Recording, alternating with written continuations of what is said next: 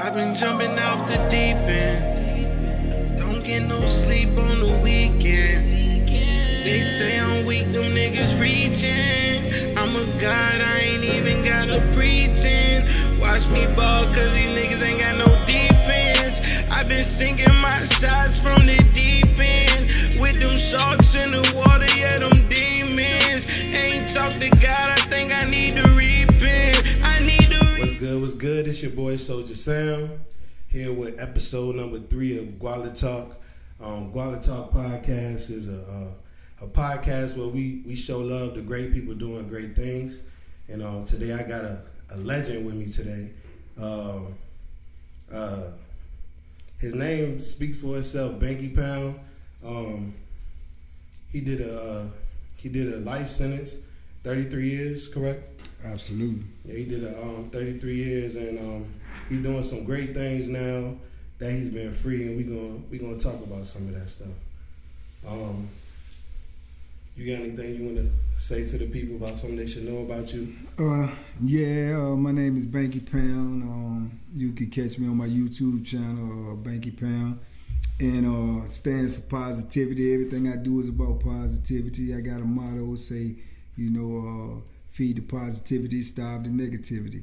So that's what we're about over there. We just trying to keep everybody encouraged, keep everybody motivated, and pushing forward.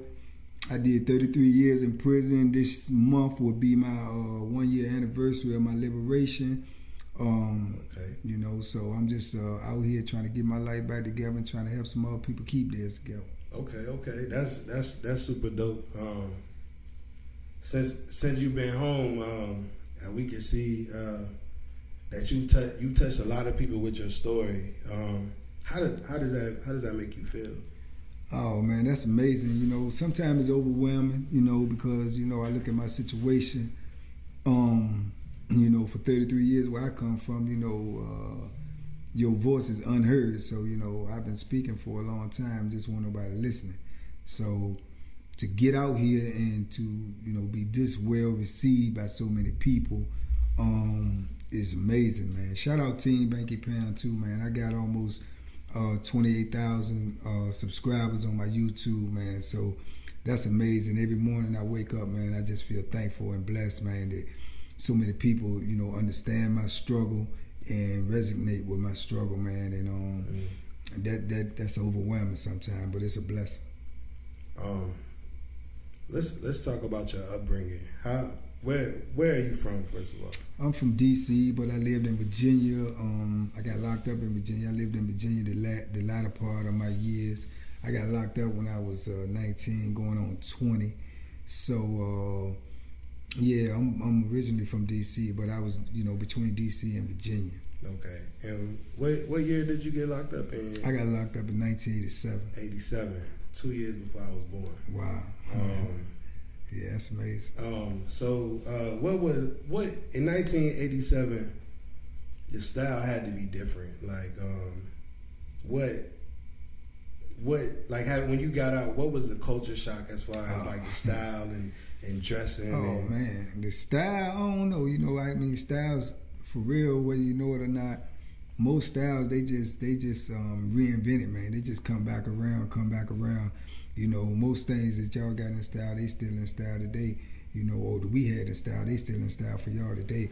I was looking at some on last night, I believe, on I think it was some about Biggie, documentary about him, and I just was looking and I was tripping because I got this Gucci chain that somebody bought me that I'm very thankful for.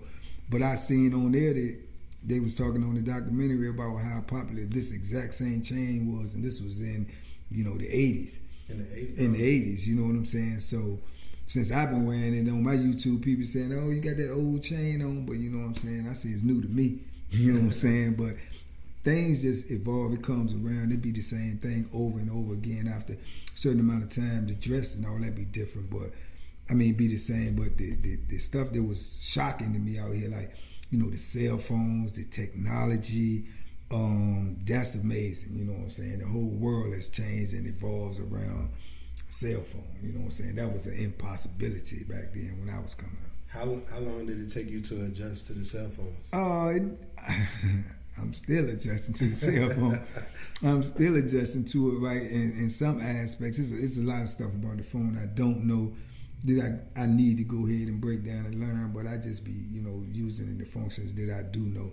But every now and then, just even last night, I called my son and asked him about how to do a function on the phone. So, you know what I'm saying? Shout out Hollywood Trail too, man. Yeah, big shout out to my brother Hollywood Trail. Man, big shout out to him, man. He doing a whole lot of stuff, man. Yeah. And he's responsible for a lot of stuff that I'm doing. He give me a lot of advice, man. Shout out to dude. Yeah, that's my dude there. And I had to call him and get some advice on him last night about how to create a function with the phone, because like I say, all this new technology is new to me because they didn't have that in there. You know what I'm saying? We had access to computers when you took certain classes, but the computer was limited, and what they allowed us to do was limited. So I ain't really have no knowledge about really how to use all this technology, especially the computer. I got a computer now too, a laptop, which I'm working with it. You know what I'm saying? I'm working with it. Yeah. Okay. So 33 years. That's a long time, and judging by the way you present yourself, the way you speak, and that you have maintained some kind of positive mind frame, a strong mentality. How did you do 33 years and not let it break you? Oh man, every day.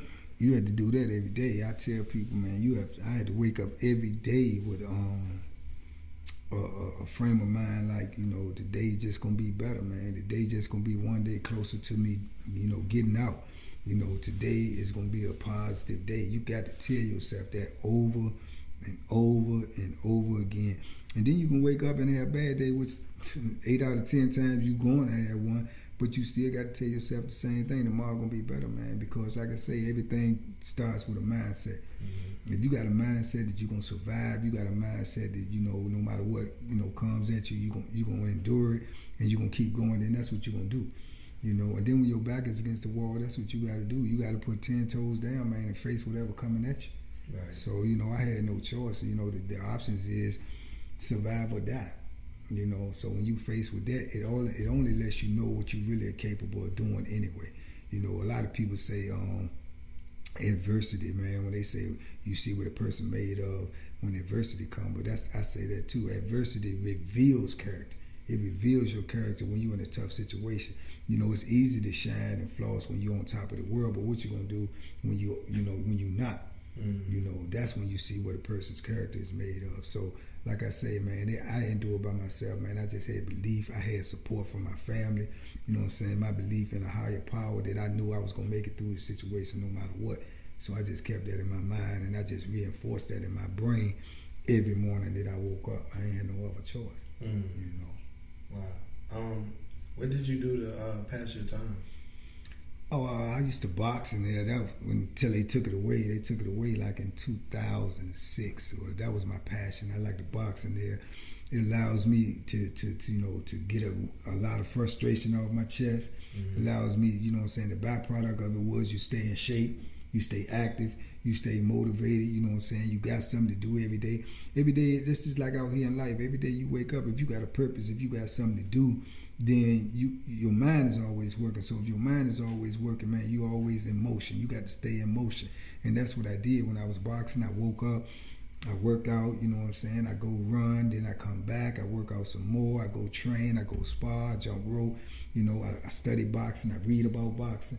I did that. That passed a lot of my time. I did a lot of reading. I can't even tell you how many novels I read. I read a lot of novels, So yeah, this was all after I got acclimated to being in prison, because, like anybody else, when I first went in, I was young, so I was with all this knucklehead foolishness, Mm-hmm. I'm fighting and getting in trouble and gambling and doing all the foolish stuff, until I had to lock my brain in that this ain't gonna make it, what I'm saying? Right. This not gonna get it. Right. I got a couple friends that's doing that right now, and I'm just wondering when they're gonna actually mature and grow. It's like they still think they in the streets. Yeah. While they locked up. Nah, it ain't like that, man. People will tell you that, they're giving you a false reality. You can get in there and you can get caught up in all that foolishness, and it's just like what we was just sharing a little while ago when I was telling y'all, like later on today I'm going to a dude that was locked up with me. I'm going to his art show. He got an art show because he was an artist in there. Now he done came out here and he's putting his talent on display for the world to see, which is an amazing thing. So I'm gonna go support him. But with that being said, he came in prison with 5 years. He did 38 years straight because of that. Being in prison, getting caught up in the prison life, doing prison things, thinking, okay, well, I'm here, I can do this, I can do that, you know what I'm saying? I'm all right, I ain't gonna get out for this time. Man, them people keep you in there forever. You know, they'll keep you in there forever. You can get in there, you can catch more time doing foolishness, and them people will just keep bagging up your date and bagging up your date and bagging up your date, and you may not never get out. And a lot of people out here don't know, too, if you go into prison with a life sentence, 2 life sentences, 3 life sentences, or whatever the case may be, the people don't have to let you go.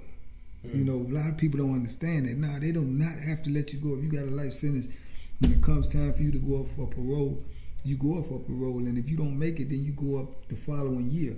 And then if you don't make it the following year, you got people who got turned down 20, 30 times. So you talking about that's 30 years worth of turn down. I got turned down myself 15 times. Whoa. So that was 15 years that I could have been out here, but they said no. You know, so just by the grace of God, they said yes on the 16th time, but that's not guaranteed. So you get in prison and you get caught up with the life that they living in, the lifestyle that they living in prison, and you think that, oh well, my time will come, I'm gonna get out anyway. Nah, that's not guaranteed, bro. It's not. You know, so yeah, you got to get your mind right, man, when you in there. You got to get your mind right when you out here. You can't be no follower. You got to be an independent thinker. You got to start thinking for yourself because only you are going to be the one who pay for whatever actions you do. No matter what anybody else tell you, you are going to be the ultimate one who pay for anything that you do, you know.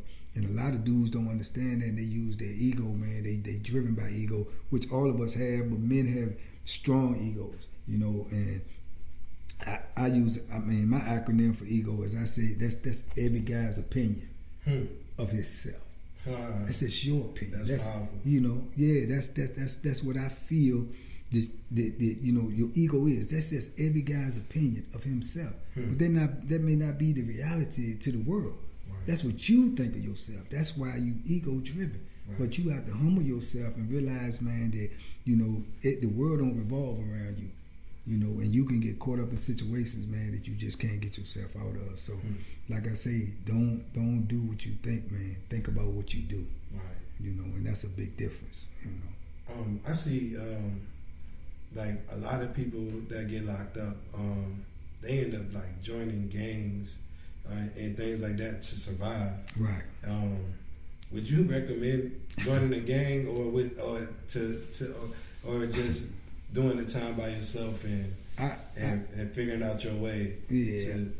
I mean, no. Listen. To each his own.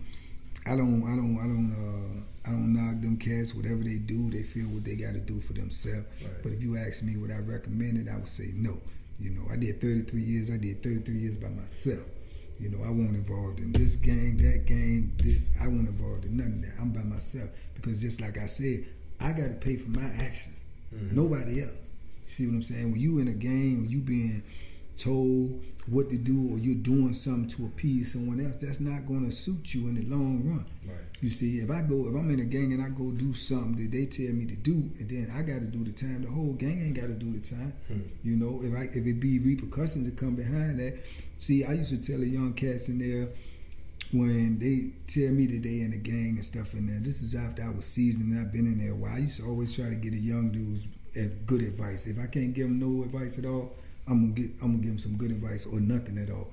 So I used to tell them the same thing. It's like, if you go do something with your gang buddies and y'all jump on this dude today, right?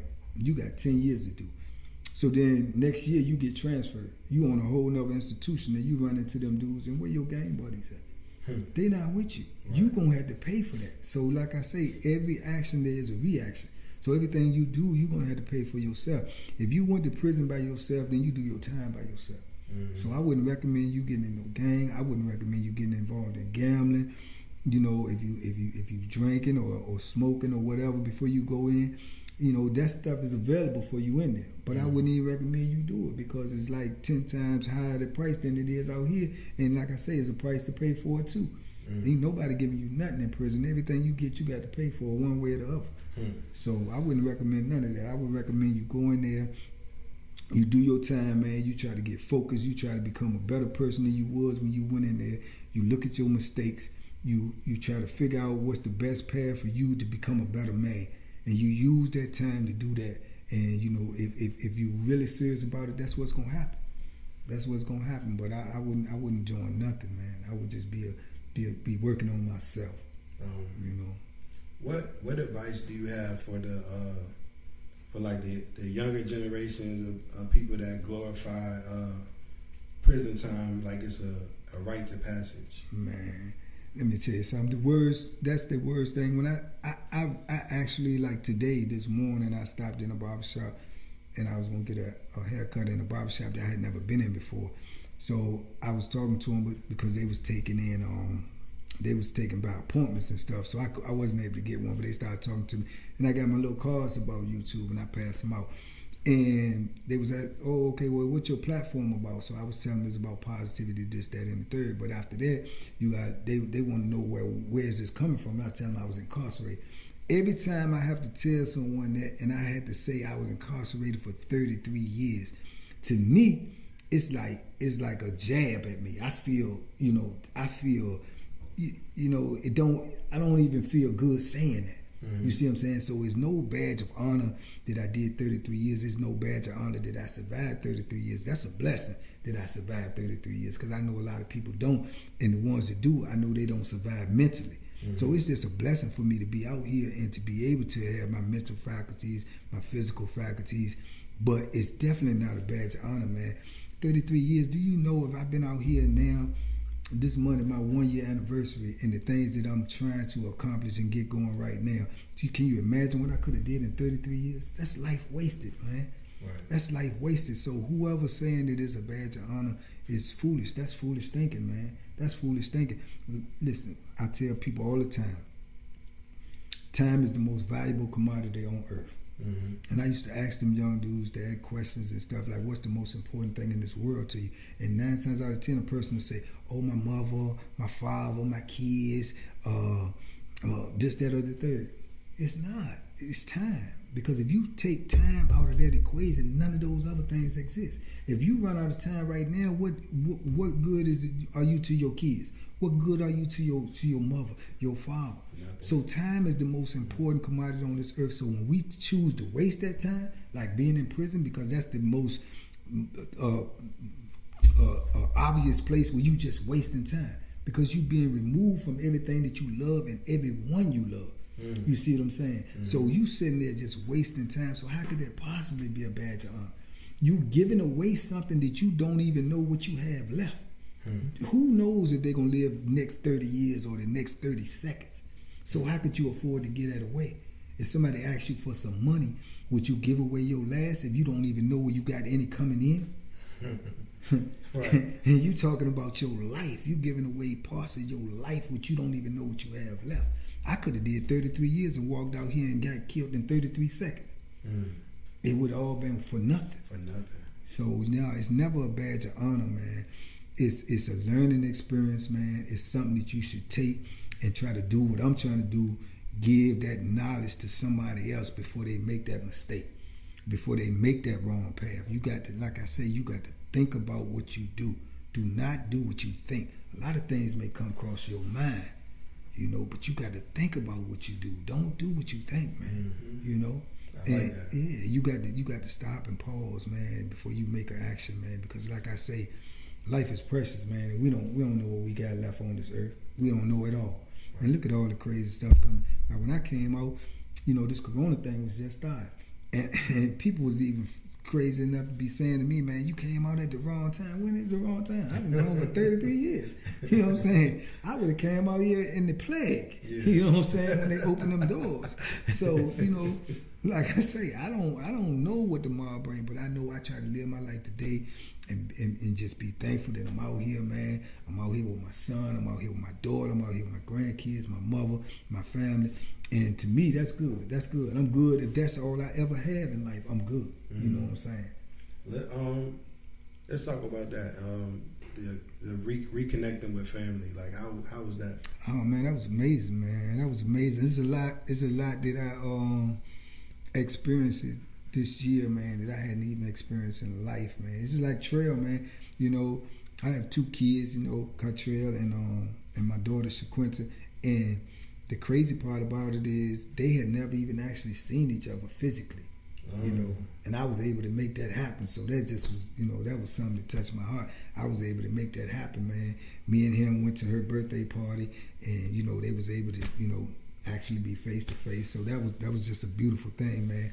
And like I say, to see my grandkids, you know, I had seen them, but I had never seen them, you know, in the free world. So to be out here to see them in the free world, you know, it was a beautiful thing, man, to actually be out. I had seen Trail like visit me before, but to actually be out here in the free world with them, to spend time with them, to go places with them, to eat, you know, laugh, joke, have fun, you know, watch them work. I watched them shoot videos, you know.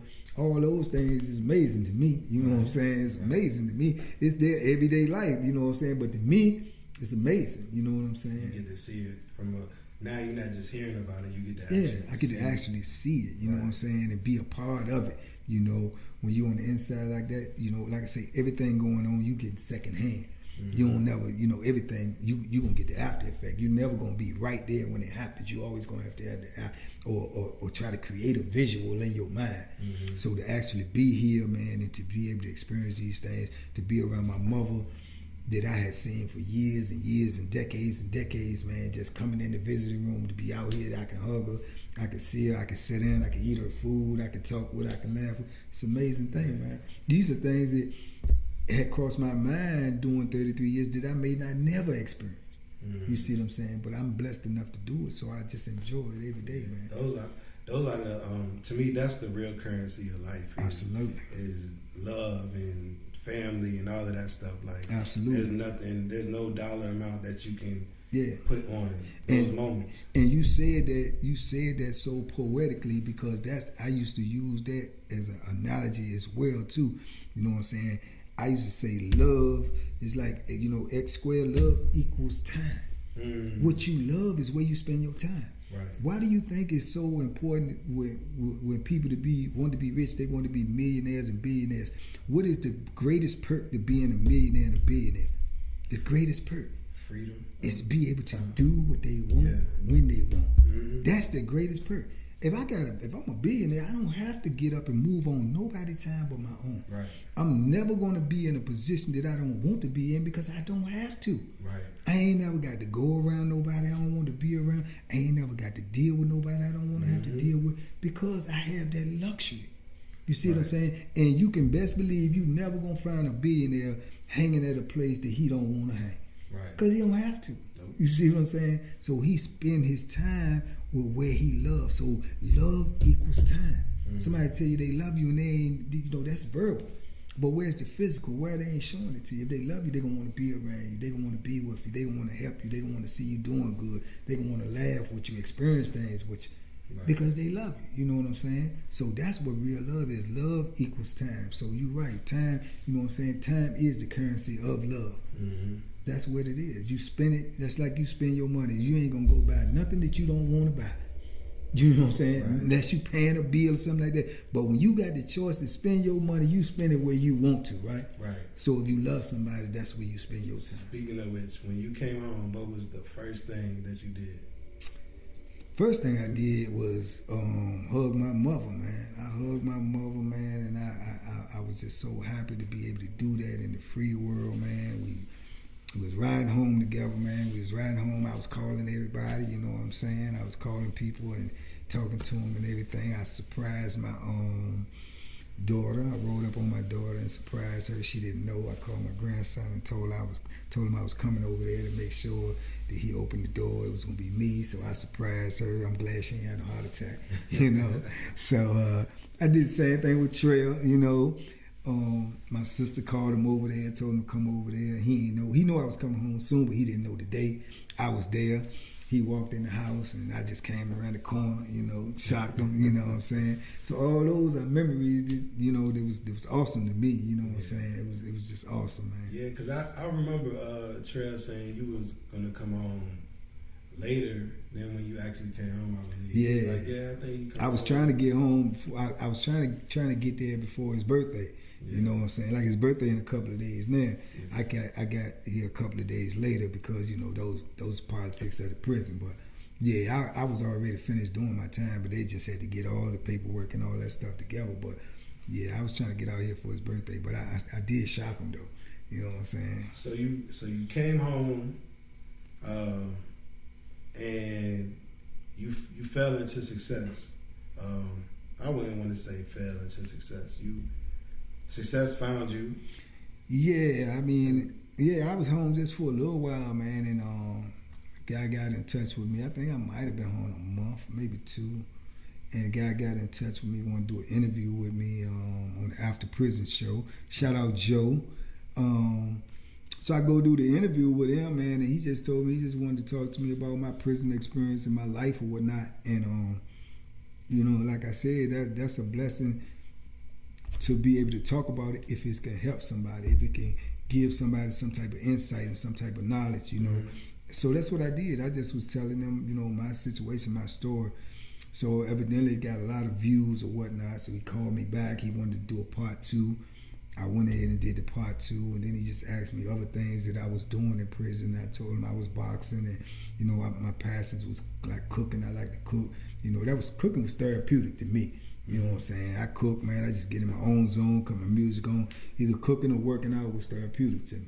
So he said, man, well, we should cook something. So I cooked something, and I cooked a piece of the way I make it in there, and it got 1 million views. So whoa, yeah, it got like 1.3 million views to date. I think it's like 8 months old. So you came home from prison less than a year ago, and you've already touched over 1 million people. Yeah, that was amazing to me too. I really wasn't comprehending that, like, you know, like I still can't comprehend it. That like actually 1 million and some people like watch me cook some food. So, you know? So what advice do you have for somebody coming home from prison on being successful? I just be authentic, you know, because it was easy for me to do because.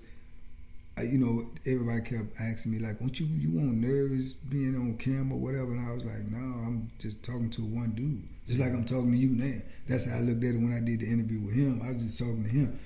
I've been around dudes for the last 33 years, 365 days. That's all I do is talk to dudes. You know what I'm saying? So I'm just being myself, and it was easy to be able to tell the stories that I was telling because I wasn't doing them, but you know, remembering something that I've already experienced. You know, I didn't have to make nothing up. I didn't have to think hard about nothing because it's already in my memory, man. These is actually events that I actually lived. Right. You know, so the only thing I could tell a person that's coming home, just be authentic, man. Be yourself. You know, believe in yourself. Have confidence in yourself, man, and just do what it is that you like to do. Do what it. I didn't even think that this wasn't even on the table for me when I came home. It wasn't even a possibility. Like I said, I didn't even know what YouTube was. Right. My plan, I didn't even know what it was. And true story, I actually, when they used to say YouTube, I actually thought it was like a U, spelled like with a U too. I didn't even know it was the word actually spelled out. That's how green I was to what YouTube was. So, like I said, you never know what you might do, but if you stay true to yourself, then whatever you're supposed to do won't find you. My plan was to come out and try to get me a gym, you know, and teach little young kids how to box and give them life lessons at the same time. My idea was, you ain't really got to pay to come in this gym and learn how to fight. Your tuition is gonna be, you're gonna have to learn these life lessons, right? And you're gonna have to be able to repeat these life lessons to me that I tell you. And if you're not remembering these life lessons and being able to regurgitate it to me, then you gonna go find you another gym to work at. You see what I'm saying? Because I believe without a doubt, if you catch kids when they're young, man, I believe it's the information that you process in them, man, that turns out how they're going to be. You know, it's no coincidence to me. See, that's one of the perks of being in prison, which is not many. But one of the many perks of being in prison is you got a window view of the world. I can just sit back and watch how the world is running and what people is doing out there because I'm not actually a part of it.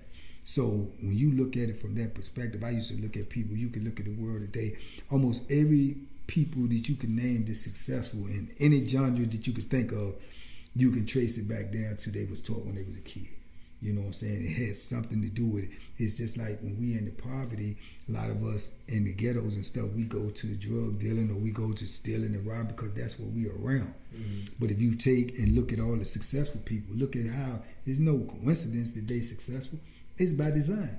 Kobe Bryant, his father played in the NBA. Right. Peyton Manning and them, their father played in the NFL. Right. Mayweather, father was a boxer. You know what I'm saying? It goes on and on.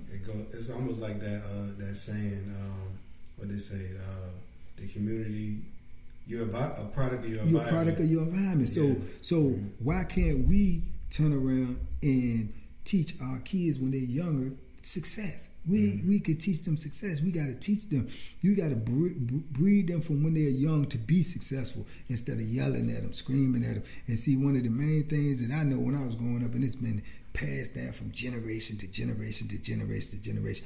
Parents tell you, look, do this, do that, do that. But they never tell you why. When you ask them why, they say, because I said so. We got to stop saying because I said so and tell them why.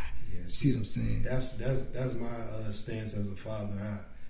My son, when it's happening right then, I correct it, and I might send him to his room.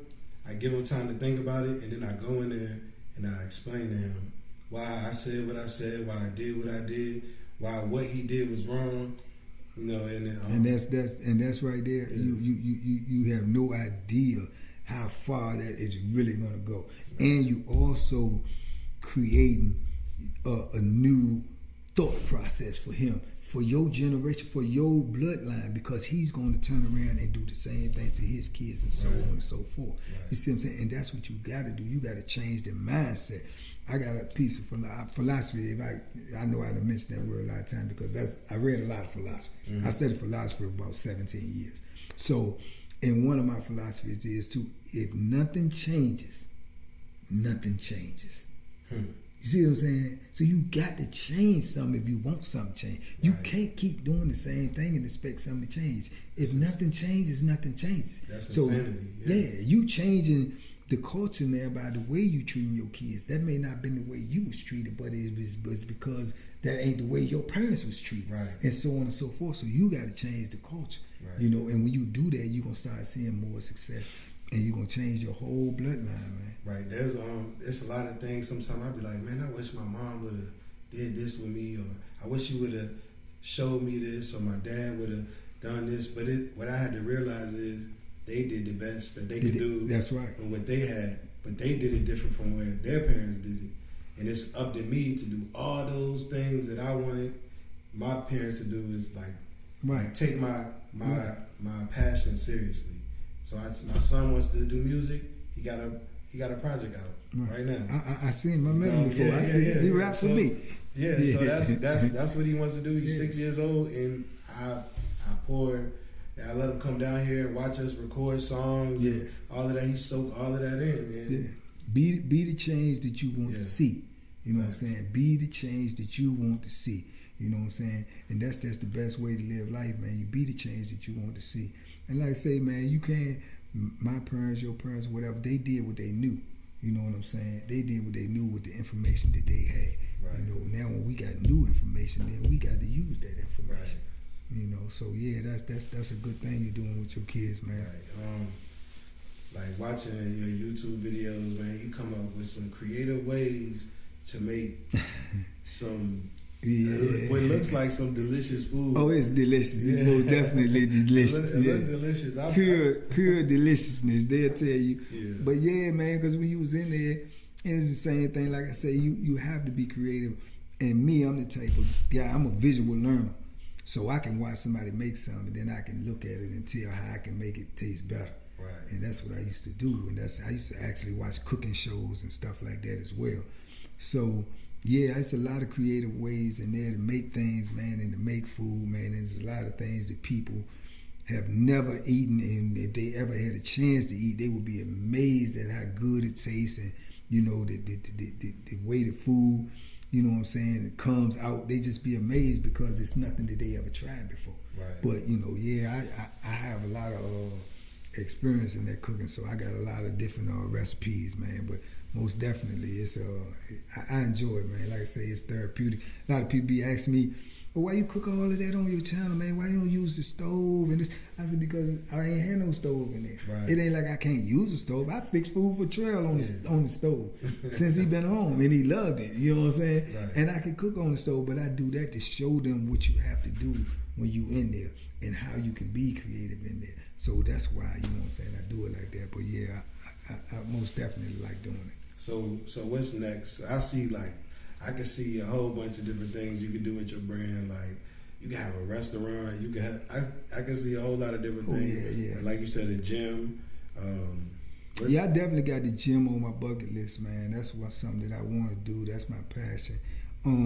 But yeah, I'm open to all opportunities that may come to me, man. You know, I don't lock myself into nothing. Like I say, I just let God bring me what He gonna bring me. Mm-hmm. You know, let God bring me what He gonna bring me. I'm like I say, I'm happy just being out here with my family, man, and being in the free world. You know, like I say, coming from where I came from, all of this is bonus.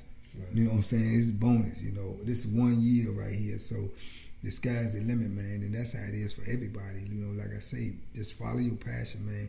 Don't get caught up in what somebody else doing. Just do you, man, and be authentic, and people will receive you as such, man. And right. I'm just thankful that that's what happened to me. Right, man. Your story is really inspiring, because like now in today's time, it's like people they seek attention in negative ways, and your story to me is proof that you don't have to put on an act for people. You don't have to get on the internet and disrespect people to be noticed. You can, like you said, just be authentic. Yeah, absolutely. Before we wrap this up, do you got any advice you want to give to some kids or somebody that might be watching that might be headed down the wrong road or something? I know you said that you want to motivate and inspire and things like that. Absolutely. I would say to them the perfect advice would be one of my philosophies that I came up with. They actually painted this on the wall in prison before I left, because I was what they call a senior coordinator in the reentry, where I facilitated classes every day. I talked to the whole pod, which was a group of 80 men, and I had to say something motivational and inspirational every day.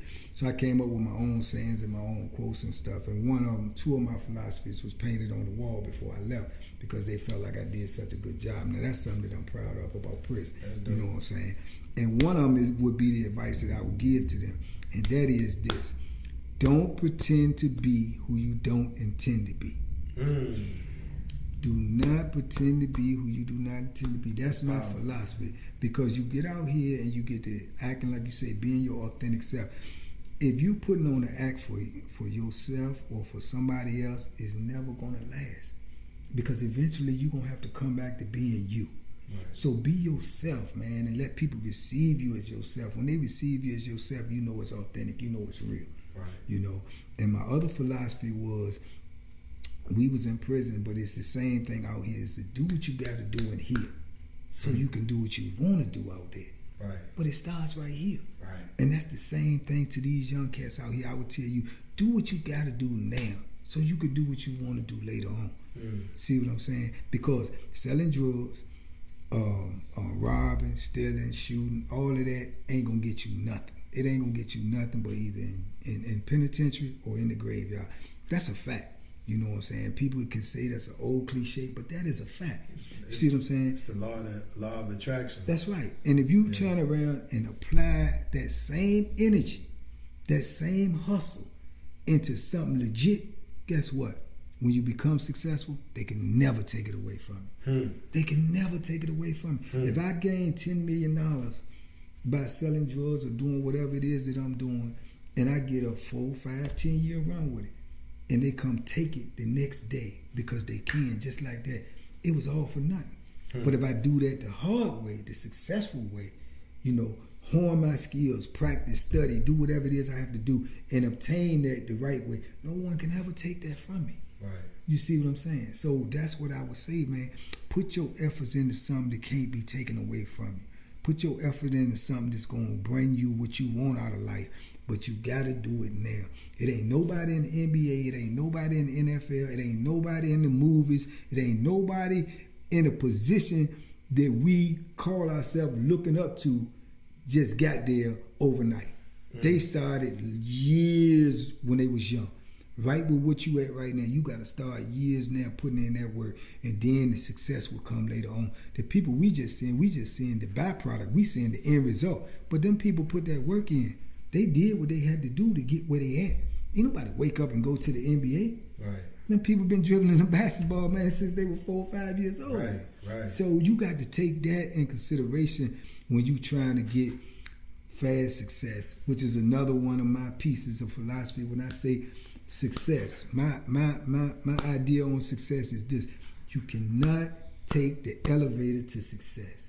You got to take the stairs. If you take the elevator to success just as fast as you go up, that's how you come it down. But when you walk them stairs, no matter how long it is to get to the top, when you get there, you earned it. You know, so that's what I would tell you out there, man. Don't go for the fake out. Believe in yourself. Believe that you got enough fortitude in yourself and enough ability in yourself to get whatever you want to get out of life without taking a shortcut. You know? I think the world needs a Banky Pound book. Oh yeah, I'm working on it. Yeah, I'm working on it. I'm working on it. Yeah, that'd be super dope. Yeah, I'm working on it. You say so many things that is like, oh man, with my pen and paper, I need to write some of this down. Like, yeah, I actually used to do that. I used to be just reading philosophy and come up with thought processes, and I take and try to analyze what I read, and I used to just write down stuff. I used to have whole boxes full of scribble paper and stuff, man. Right. So, yeah, but that's how you learn, though, man. You listen. You got to listen to learn, man. You know, you got to listen to learn, and that's what I learned when I was in prison, man. I used to always never want to take advice, you know, which is crazy too, because almost everybody in the world needs advice, but don't nobody want to hear it. Right. You know, so I just started listening, man, and I used to listen to older dudes, and I used to look at other people's experiences, and I used to try to take from that, man, and just put it in a perspective that I can understand it, in a perspective that I could use it in life when I had to use it. So, you know, that's how you learn, man. Don't never be afraid to listen, man. And then no matter what, whatever you heard, if you don't agree with it, then you just discard it. But if you do, take something out of it. If you get something out of it, take something out of it and use it in your life. Okay. Anything you want to plug in? Yeah, man, I would like to say, man, go check out my channel, man. Banky Pound channel on YouTube. Check out my Instagram, Banky Pound on Instagram. And I got a joint venture with the dude Joe Guerrero from the After Prison Show. We got the After Prison Podcast, which we be doing what we're doing right here. Okay. This is why I wanted to come here and support him with this, because, you know, each one teach one. You know, appreciate absolutely. It. It was a pleasure to be here. Yeah.